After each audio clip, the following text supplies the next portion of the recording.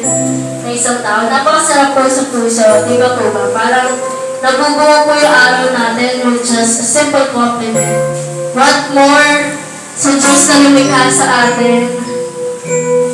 Let us adore Him this morning. We are given this opportunity para itaas po natin ang ngalan ng ating Panginoon. Huwag po natin hayaan na lumagpas sa atin ang presensya ng Panginoon sa umagang ito. Kung sa tingin po natin, we are nadidistract po tayo ng ating pong katabi, nadidistract po tayo ng kung ano man po sa paligid natin. Let us close our eyes. Let us give Him